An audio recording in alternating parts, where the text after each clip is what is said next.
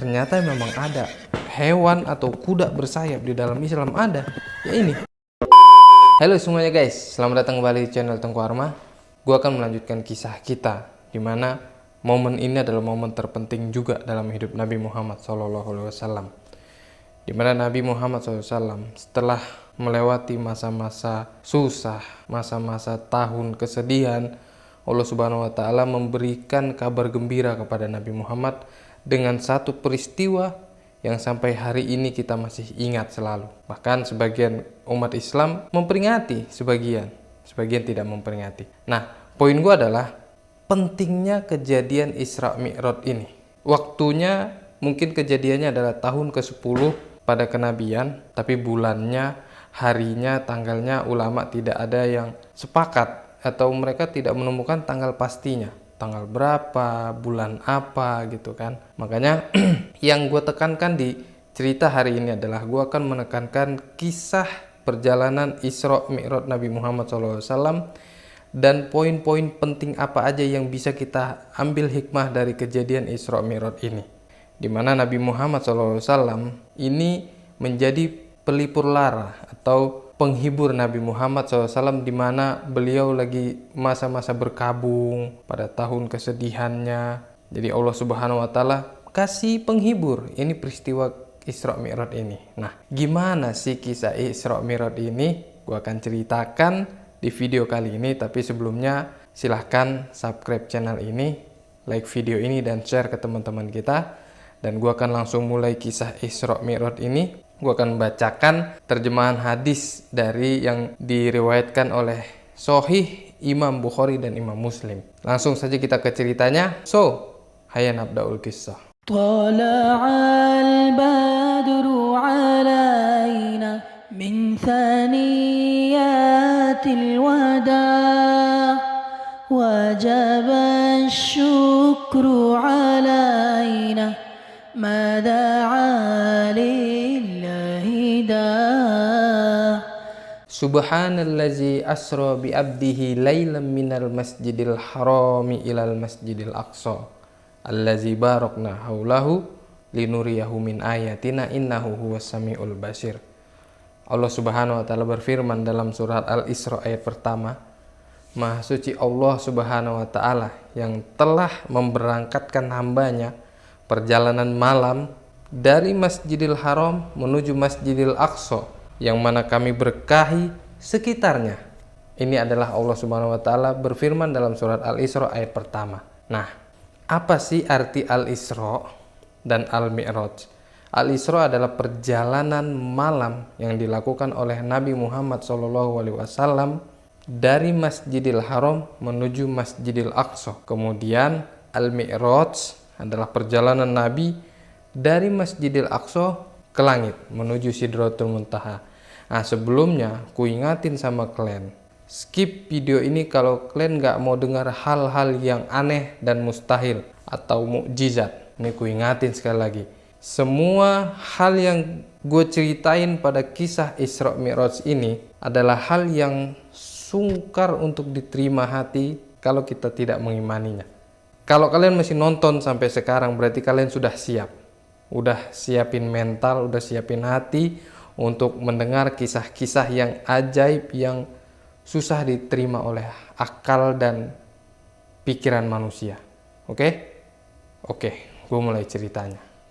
Nah, pada malam hari, Nabi Muhammad SAW lagi baring-baring di sekitar Hijr, atau Hijr Ismail, sekarang kita kenal ya. Tiba-tiba Jibril datang dan proses pembelahan dada Nabi Muhammad SAW yang kedua kalinya terjadi pada malam hari itu. Pertama kapan? Dulu, waktu Nabi SAW umur 6 tahun. Kalau kalian masih nonton video, pernah nonton video gua dulu, yang pertama-tama Nabi masih, masa kelahiran Nabi lah. Nabi itu masih dirawat sama Halimah Sa'diyah, itu terjadi proses pembelahan dada Nabi Muhammad SAW yang pertama kali. Nah, sebelum berangkat Isra, Nabi dibelah lagi dadanya sama Jibril. Dibelah dada Nabi, diambil hatinya, dicuci, dikembalikan lagi, dan dijahit lagi. Ini kejadian pertama yang mustahil, yang hati manusia atau pikiran, masa sih beneran nggak sih, ya kan?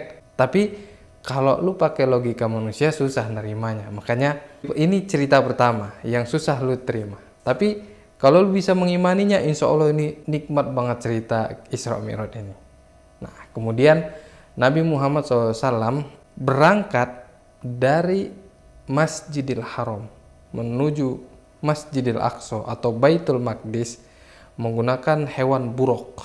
Buruk itu, Nabi jelaskan buruk itu seperti apa biar kita bisa tahu gitu, kegambar sama kita. Buruk itu di antara keledai dan bigol. Kalau bigol itu kan peranakan kuda dan keledai. Nah, dia lebih kecil lagi dari itu, tapi lebih gede dari keledai. Nah, di antara itulah, di antara bigol dan keledai. Dan perjalanan kuda atau buruk ini, itu dia sekali melangkah, itu jaraknya sejauh mata dia memandang. Jadi saking cepatnya buruk ini bisa terbang gitu. Nah, ini yang kedua, susah lu ini kan percaya, emang ada. Ternyata memang ada hewan atau kuda bersayap di dalam Islam, ada. Ya ini, buruk ini. Kuda bersayap ini buruk di dalam Islam. Nabi Muhammad SAW menggambarkan buruk itu seperti ya dia hewan yang putih dan panjang atau besar, kata Nabi Muhammad SAW. Nah, saat Nabi Muhammad SAW menaiki buruk, kemudian beliau berangkat perjalanan malam hari menuju Masjidil Aqsa. Kemudian sampai di Masjidil Aqsa, Nabi Muhammad SAW sholat 2 rakaat. Nih, kenapa Nabi Muhammad SAW Allah berangkatkan pada malam hari menuju Masjidil Aqsa? Kenapa nggak langsung? Sebenarnya Allah bisa berangkatkan langsung dari Masjidil Haram langsung ke Sidratul Muntaha. Nah, Allah mau menunjukkan ke kita, ini berdasarkan istimbatnya ulama atau pendapat para ulama ya. Gue kan hanya menceritakan ulang. Ulama mengatakan kalau Allah ingin menunjukkan keutamaan Masjidil Aqsa. Masjid Baitul Maqdis yang ada di Palestina sekarang itu sangat berharga bagi agama Islam, bagi agama kita. Nabi Muhammad SAW menjelaskan pahala sholat di Masjidil Aqsa itu besar banget ya.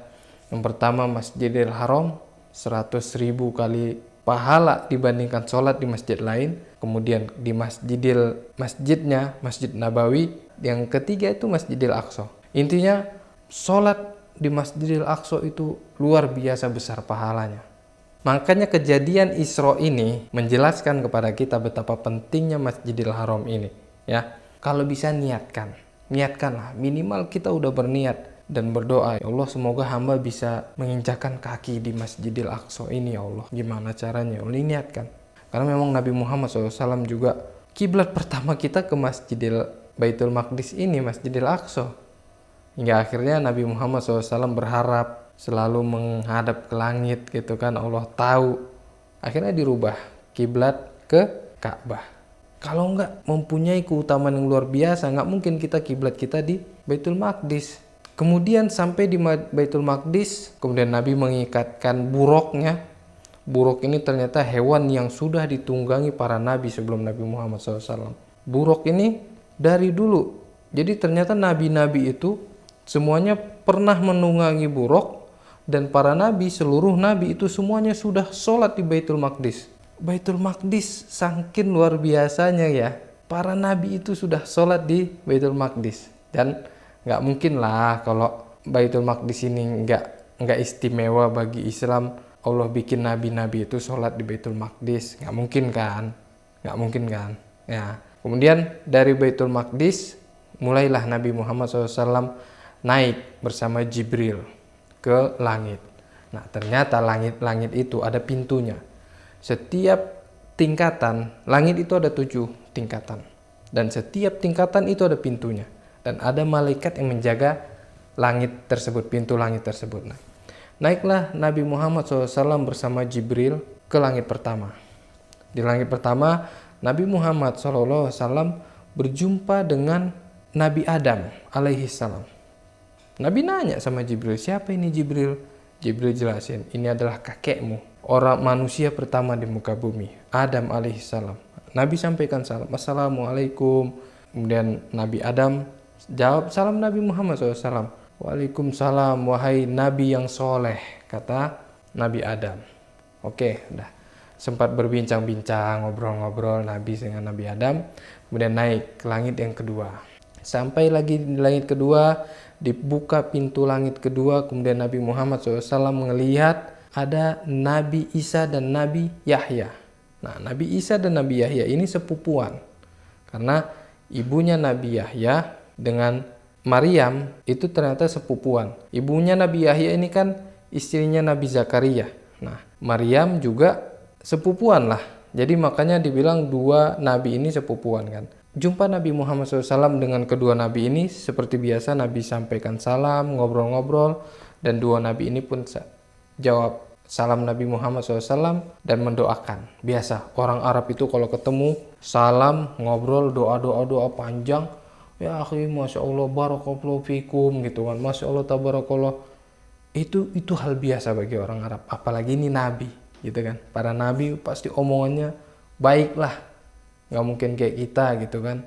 Kalau kita nggak mungkin, ini nabi gitu. Nah, kemudian Nabi Muhammad SAW naik ke langit ketiga. Nah, dibukakan pintu langit ketiga. Nah, ternyata di langit ketiga Nabi Muhammad SAW jumpa sama Nabi Yusuf. Dan di situ Nabi Muhammad SAW mengatakan di dalam satu riwayat lagi, ternyata benar Nabi Yusuf diberikan sepertiga ketampanan dunia, keindahan dunia. Jadi Nabi Muhammad SAW ngelihat gitu, wah memang benar-benar tampan Nabi Yusuf ini, gitu kan. Sama Nabi Yusuf juga mendoakan Nabi Muhammad SAW, salam wahai Nabi yang soleh, kata Nabi Yusuf. Naiklah Nabi Muhammad SAW ke langit yang keempat. Nah, di langit yang keempat Nabi jumpa Nabi Idris alaihi salam. Ngobrol-ngobrol lagi, saling mendoakan kedua Nabi ini. Kemudian Nabi Muhammad SAW naik ke langit yang kelima, jumpa dengan Nabi Harun alaihi salam. Ngobrol-ngobrol, saling mendoakan. Nabi naik lagi ke langit yang keenam, jumpa dengan Nabi Musa alaihi salam. Nah, setelah ngobrol-ngobrol, ternyata di sini Nabi Musa itu nangis. Setelah Nabi mau naik ke langit ketujuh, Nabi Musa itu nangis. Kemudian ditanya, kenapa wahai Nabi Musa engkau menangis? Nabi Musa bilang, sungguh aku sedih, ada Rasul setelahku yang diutus, tapi umatnya lebih banyak, dan di surga pun umatnya lebih banyak daripada aku. Itu sedih banget Nabi Musa ngelihat kalau ternyata ada umatnya yang lebih banyak, dan nanti di surga pun umatnya yang lebih banyak di dalam surga, umat Nabi Muhammad SAW. Semoga kita termasuk di antara umatnya Nabi Muhammad yang berada di surga ya. Amin ya Allah, amin ya rabbal alamin. Kemudian Nabi Muhammad naik lagi ke pintu langit ketujuh. Nah, di pintu langit ketujuh ini Nabi jumpa dengan ayahnya, bapaknya para nabi, Nabi Ibrahim alaihi salatu wassalam. Saat di sini Nabi Muhammad SAW, semua nabi di bawah ini saat memberikan salam, salam alaika ya wahai nabi yang soleh. Nah, saat sampai di Ibrahim, Nabi Muhammad nanya, wahai Jibril, siapa ini? Kemudian Jibril jawab, dia adalah Nabi Ibrahim, ayahnya para nabi, bapakmu, kata Jibril ya, bahasa ininya lah, artiannya gitu kan. Maka Nabi Muhammad SAW ngobrol dan saling mendoakan dengan Nabi Ibrahim alaihissalam. Dan semua nabi ini hanya bilang nabi soleh, kecuali Nabi Ibrahim alaihissalam bilang selamat memberikan doa kepada nabi yang soleh dan anak yang soleh, karena memang Nabi Muhammad SAW adalah keturunannya ya. Barulah setelah itu Nabi Muhammad SAW naik ke atas menuju Sidratul Muntaha. Nah, sampai di sini Jibril udah angkat tangan. Kata Jibril, dia nggak bisa ikut naik nganterin Nabi ke atas, nggak bisa lebih dari sini. Karena kalau beliau naik ke atas, beliau bisa hancur. Makanya Nabi Muhammad SAW naik ke atas. Dan para ulama juga mengatakan kalau memang Nabi Muhammad SAW itu berjumpa dengan Allah Subhanahu wa taala tapi tidak melihat secara langsung. Nabi jelaskan ke Aisyah, bagaimana aku melihat Allah? Allah itu nurun ala nur, cahaya di atas cahaya, gimana? Makanya ulama pun sepakat, seluruh ulama mengatakan kalau di dunia ini sampai detik ini, sampai nanti di akhirat, belum ada satu manusia pun yang melihat Allah Subhanahu wa taala secara langsung. Melihat Allah ya. Jadi belum ada. Nah, adapun menghadap, mungkin ketemu hanya melihat cahaya, mungkin Nabi Muhammad SAW ini. Makanya dulu Nabi Musa pengen jumpa ngelihat Allah, itu nggak mungkin bisa. Kata dalam Al-Quran ada kan kisahnya ya, yang Nabi Musa di gunung, kalau seandainya gunung itu nggak meledak, maka engkau bisa melihat aku, kata Allah Subhanahu wa taala. Saking memang nggak ada manusia yang pernah melihat Allah Subhanahu wa taala sampai detik ini. Nanti kita akan melihat Allah Subhanahu wa taala di surga nanti, insya Allah. Dan saat manusia melihat Allah Subhanahu wa taala nanti di surga, itu seluruh kenikmatan surga itu hilang. Gak ada rasanya cuy. Jadi nikmat surga yang diceritakan Nabi, kalau kita akan ada air, sungai dari susu, seluruh kenikmatan surga yang diceritakan Nabi yang kita sangat impi-impikan ya. Ada surga ini, surga ini. Saat kita lihat Allah Subhanahu wa taala secara langsung, itu surga nikmatnya hilang cuy. Segitu nikmatnya jumpa sama Allah Subhanahu wa taala. Saat berjumpa sama Allah Subhanahu wa taala, disinilah diturunkan perintah sholat. Nah, kejadian Isra Mi'raj ini juga adalah salah satu kejadian yang menunjukkan kalau sholat, betapa pentingnya sholat. Lihat perintah ibadah yang lain. Allah perintahkan puasa. Allah turun aja ayat, turun wahyu, kita diperintahkan puasa. Kutiba alaikumusiyam, kata Allah Subhanahu wa taala, kama kutiba alal ladzina min qablikum. Sungguh telah diwajibkan kepada kalian itu puasa sebagaimana telah diwajibkan pada orang-orang yang sebelum kalian. La'allakum tattaqun. Semoga kalian bertakwa. Insya Allah kita akan jumpa bulan puasa dalam waktu kurang lebih 1 bulan lagi lah ya. Insya Allah. Allahumma balikna Ramadan. Kemudian perintah ibadah yang lain. Ibadah zakat, haji itu turun aja ayat. Tapi sholat gak bisa turun ayat. Allah jemput Nabi Muhammad SAW. Utusannya Jibril jemput Nabi Muhammad. Ayo naik ke atas. Perintah sholat. Ini yang kedua dari kisah Isra Mi'raj ini yang saking pentingnya. Yang tadi pertama Baitul Maqdis, yang kedua sholat. Luar biasa, sholat cuy. Perintah turunnya sholat aja Allah nggak sembarangan merintahin sholat gitu. Berarti menandakan ibadah ini penting banget gitu kan. Nah, saat pertama kali Nabi Muhammad SAW diperintahkan sholat, maka turun perintah itu 50 kali dalam sehari. 50 kali cuy, bayangin.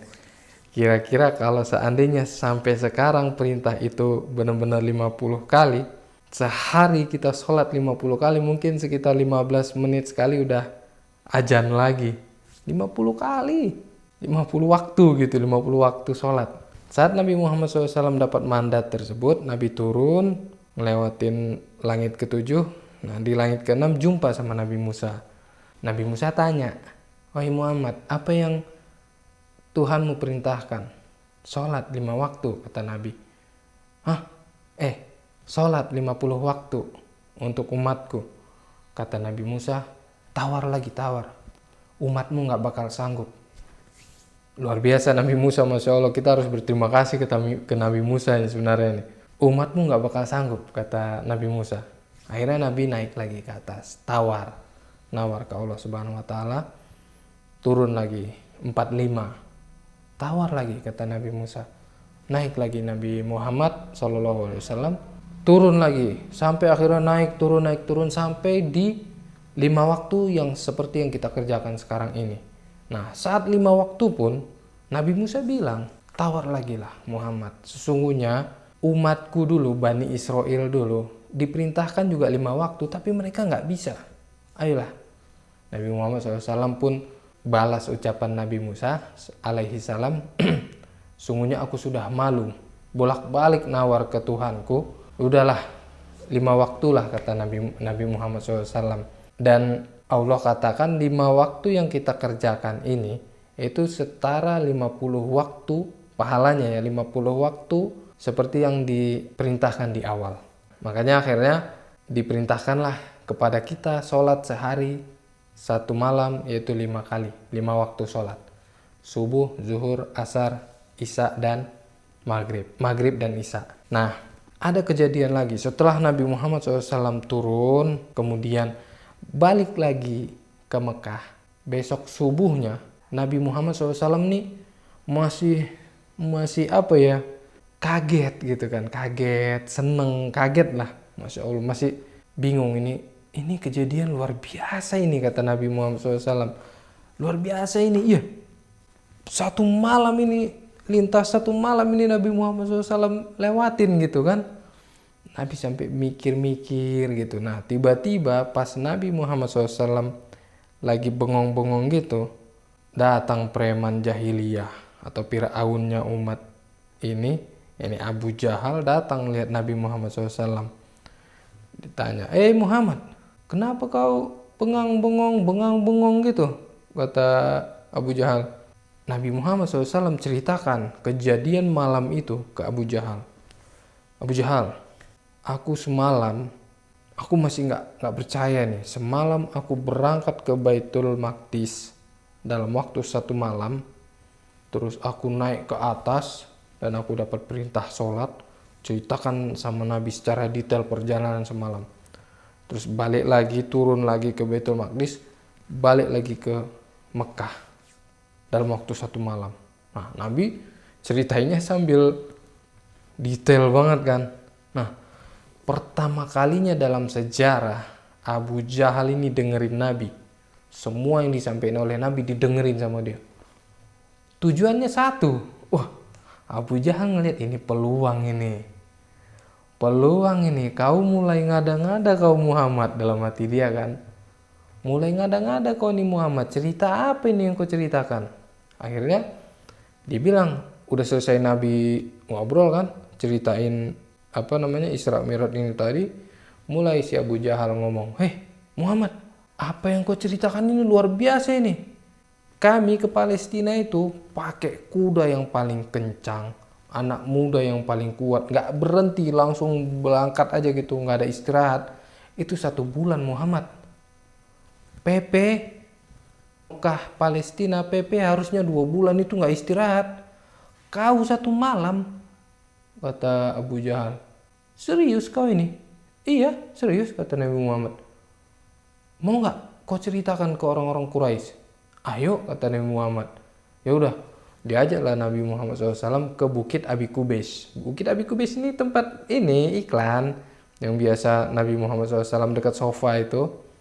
Pokoknya kalau ada pengumuman apa-apa ini yang naik itu budak, ngumumin kalau ada orang mau nyerang kota atau pengumuman penting lah, naik itu orang nggak boleh sembarangan naik ke Bukit Abi Qubais ini. Kalau dia main-main sampein berita aneh-aneh itu kepalanya ditebas.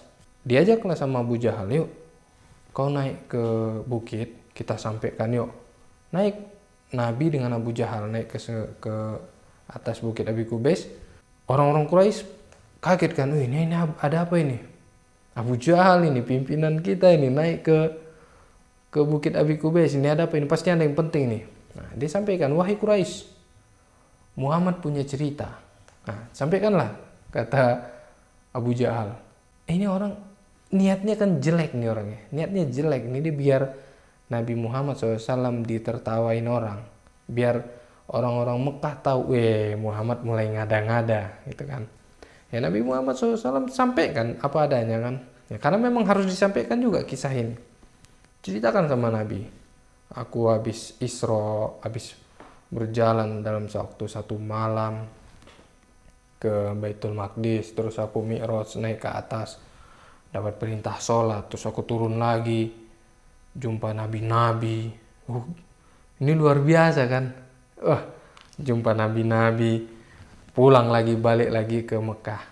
Dan pagi ini aku udah di sini, gitu kata Nabi kan. Dan setelah itu Abu Jahal niatnya ini hampir berhasil loh. Orang kafir Quraisy yang kafir sama Nabi itu makin kafir. Wah, Duh, lihat, gila kan, udah mulai ngada-ngada ini orang gitu. Bahkan para sahabat itu sebagian mulai ragu. Masa sih gitu, mulai masa iya kok bisa ya gitu, mulai ragu, bener-bener mulai ragu. Nah, Abu Jahal nih ngerasa, yes, berhasil gua. Dia bilang dinun Muhammad habis ini, habis nih agama Muhammad nih, habis katanya. Tinggal satu orang lagi. Kalau satu orang ini kugoyahkan, udah kelar semuanya, udah semua orang akan mengkafirkan Muhammad, akan kufur terhadap agamanya Muhammad. Nah, siapa orang ini? Abu Bakar radhiyallahu taala anhu. Makanya, ayo langsung kita datangin Abu Bakar. Abu Jahal dengan PD-nya kan, langsung dia. Sebelum itu dia udah sebarkan ke seluruh Quraisy. Dia datang ke Darun Nadwa, ketawa-ketawa. Agama Muhammad ini hancur bentar lagi, lihat aja. Kenapa, kata orang itu? Dia ceritakan dia berangkat di cerita. Jadi secara nggak langsung Abu Jahal sedang mempromosikan kisah Isra Mi'raj ke orang Quraisy. Masa dia bilang dia pergi ke Palestina dalam waktu 1 malam, PP lagi gitu kan. Akhirnya orang Quraisy pun masa sih pada tahu kisah Isra Mi'raj semuanya kan. Yaudah yuk kita datengin Abu Bakar. Kalau satu orang ini mempertanyakan Muhammad, nah habis sudah agama Muhammad. Kelar, kita menang gitu. Itulah kurang lebih kan maksud si Abu Jahal. Oke, datanglah. Yuk kita datangin Abu Bakar radhiyallahu taala anhu. Berangkat. Orang-orang Quraisy nih datangin Abu Bakar, dan yang luar biasanya lagi sebagian sahabat pun ikut di belakang cuy. Saking luar biasanya nih berita, sebagian sahabat mulai meragukan Nabi. Makanya alhamdulillah banget kita hidup sekarang cuy. Kalau kita hidup di masa sahabat ya, gue nggak tahu kita bakal jadi Abu Bakar atau Abu Jahal. Luar biasa loh cuy. Ini karena kita udah tahu kisahnya, banyak orang-orang yang sudah bahkan ya Isra Mi'raj setiap tahun lah orang-orang Indonesia sebagian merayakan Isra Mi'raj. Coba kita hidup di zaman Nabi dulu, kita langsung dengar Nabi cerita kayak gitu. Apa ya Allah, nggak tahu lah kita apa kita jadi Abu Bakar atau jadi Abu Jahal kan. Luar biasa. Nah, di sini peran penting Abu Bakar radhiyallahu taala anhu. Kalian tengoklah, datang Abu Jahal ini ke tempat Abu Bakar, beliau lagi di kebun, teriak-teriak, Abu Bakar, Abu Bakar. Datang Abu Bakar keluar, ada apa? Abul Hakam, Abu Jahal. Ngomonglah Abu Jahal ini kan, dia ceritain secara rinci. Kawanmu Muhammad katanya dia semalam Isra Mi'raj, didetailin lagi, tas ceritain sama dia. Kayak gini. Nah, gimana menurut kau? Kata si Abu Jahal. Abu Bakar radhiyallahu taala anhu ini gua aja bacanya nangis waktu itu ya. Sedih banget. Dia sampein 2 hal yang bikin Quraisy dan orang mukmin yang datang itu langsung berubah hatinya. Riwayat pertama bilang, Abu Bakar bilang gini, kenapa kau tanya aku? Muhammad bilang wahyu turun dari langit, aku percaya. Apalagi dia naik ke langit, sama aja. Percaya aku, kata Abu Bakar. Oh, lihat imannya Abu Bakar luar biasa kan.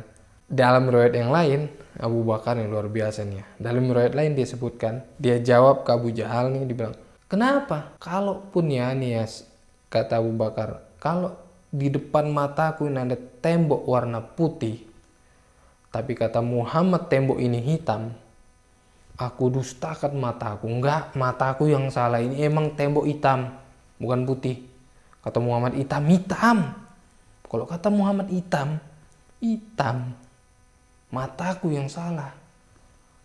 Ya Allah, luar biasa Abu Bakar nih. Bisa nggak kira-kira kita kalau kita yang ada di saat itu gitu, kita bisa setegar, sepercaya itu ke Nabi Muhammad SAW kayak Abu Bakar? Luar biasa kan. Nah, setelah itu sebagian sahabat yang tadinya ragu langsung mulai, Masya Allah, iya ya, ini Nabi Muhammad, masa kita ragu? Astagfirullahaladzim gitu kan. Akhirnya Abu Bakar langsung, wah ini nggak beres nih, langsung cari di mana Nabi. Langsung beliau menuju Bukit Abi Qubais kan. Berangkatlah Abu Bakar menuju Bukit Abi Qubais. Sambil jalan Abu Bakar teriak di jalan, ya Rasulullah, Ya Rasulullah, kata Abu Bakar. Ya orang-orang kan, wih apa ini lagi nih? Abu Bakar nih, Abu Bakar. Ya Rasulullah, ya Rasulullah. Rasulullah Nabi Muhammad SAW ngelihat, wah, yang teriak Abu Bakar dari jauh. Rasulullah udah senyum, wah masya Allah gitu kan. Akhirnya Abu Bakar datengin naik ke bukit juga. Abu Bakar tanya, wahai Rasulullah, kata Abu Jahal, Anda itu semalam seperti ini, seperti ini, seperti ini. Benarkah wahai Rasulullah? Kencang-kencang nih Abu Bakar ngomong ini, kuat-kuat nih biar seluruh orang dengar gitu kan. Benarkah wahai Rasulullah? Nabi Muhammad SAW menjawab, benar wahai Abu Bakar. Langsung Abu Bakar tegaskan, sungguh engkau telah benar wahai Rasulullah. Dia tegaskan lagi, sungguh engkau telah benar wahai Rasulullah. Dan orang-orang Quraisy yang saat itu meragukan, mulai apa ya, kayaknya yaudah deh, Abu Bakar tegasin lagi nih, ya Rasulullah, engkau kan semalam berangkat ke Palestina, ke Baitul Maqdis. Nah, di Mekah ini kan banyak orang-orang pengusaha-pengusaha orang ini yang rihlata syita'i wal shaif, perjalanan musim panas dan musim dingin. Mereka ke negeri Syam dan negeri Yaman kan. Pasti mereka udah hafal Syam itu, Palestina, Syria, mereka udah tahu gitu kan ya kalau mereka lagi berangkat ke Syam. Mereka pasti tahu daerah Palestina itu, pasti mereka tahu. Gimana kalau kita panggil mereka ini, petinggi-petinggi ini, Quraisy ini, dan Anda ceritakan detail bagaimana Masjidil Aqsa, daerah Palestina itu pasar-pasarnya seperti apa gitu kan. Gimana wahai Rasul? Akhirnya oke, boleh kata Nabi Muhammad SAW. Dan saat dipanggil orang-orang Quraisy, Nabi ceritakan dengan detail. Atas izin Allah Subhanahu wa Ta'ala, ditampakkan Baitul Maqdis itu seperti apa semuanya, Palestina, pasar-pasarnya seperti apa, dan Nabi ceritakan sampai masing-masing mereka, wih benar Muhammad, iya betul-betul. Kayak kita lah, kayak ada orang ngomong, iya betul-betul. Iya betul-betul, kayak ada orang ngomong gitu kan, cerita, terus kita dengerin. Dan sesuai dengan fakta yang kita ketahui, pasti kita ngomong gitu kan. Iya betul-betul, iya betul-betul, gitu kan. Nah, itulah yang terjadi. Orang-orang Quraisy membenarkan Nabi Muhammad SAW. Mereka tahu Muhammad ini gak pernah keluar ke Palestina kan. Nah, saat pagi itu kok Muhammad bisa ceritakan secara detail gitu kan. Akhirnya sebagian mereka meyakinin gitu, mempercayai Isra Mi'raj ini. Dan di penghujung Nabi lengkapin lagi. Nabi bilang, kalau kalian gak percaya, pas perjalanan aku pulang dari Baitul Maqdis menuju Mekah, jadi Nabi di atas langit ini kayak kita naik pesawat mungkin ya. Jadi bisa ngeliat ke bawah, tapi lebih dekat lagi, lebih detail mungkin. Nabi Muhammad SAW melihat kafilah dagangnya Quraisy itu pulang. Nabi kenal orang-orangnya, fulan, kata Nabi. Dan di depan, itu onta paling depannya itu, onta ini memakai tali warna putih lah. Intinya ada detail onta ini. Tiba-tiba ontanya ini hilang. Sebelum sampai Mekah, ontanya ini hilang di perjalanan. Nah, karena Nabi dari atas, Nabi kan ngelihat, oh ontanya ada di lembah fulan, di lembah sini kata Nabi. Nah, Nabi teriak dari atas, wahai fulan, onta kalian ada di sana kata Nabi. Ambil, datangin. Nah, mereka yang dengar, tapi mereka nggak tahu ini suara dari mana. Mereka tapi dengar suara dari atas, tapi suara siapa? Ya udahlah, ikutin aja lah, siapa tahu benar. Dan ternyata memang benar. Jumpa, ketemu sama orang itu ontanya tadi. Nah, kata Nabi Muhammad SAW, kalau kalian nggak percaya, tunggu kafilah dagang itu 2 hari lagi mungkin nyampe lah ke Mekah. Kalian tunggu, kalian tanya, betul nggak kejadian ini? Kusuruh ngomong kayak gini, kata Nabi Muhammad SAW. Dan ternyata setelah hari itu, 2 hari kemudian orang-orang Quraisy ini udah nunggu di depan pintu Bani Saibah atau pintu Bani Hashim ya. Pintu gerbang Ka'bah lah. Nunggu di depan situ. Mereka nanya langsung ke kafilah dagang yang barusan banget datang, baru buat nyampe nih. Belum ada yang masuk ke Mekah. Mereka nanya, hei, apa betul onta kalian hilang di tengah jalan? Terus, iya betul. Terus gimana kok bisa ketemu? Kami dengar suara dari atas, begini katanya. Terus kami cari di lembah ini, ternyata benar ketemu. Oh gitu, iya.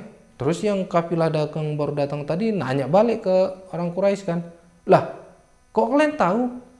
Kami baru nyampe. Dari mana kalian tahu kejadian ini? Gitu. Dulu nggak ada sosmed. Kalau ada sosmed kan gampang kan. Dulu nggak ada sosmed, jadi kok kalian udah tahu?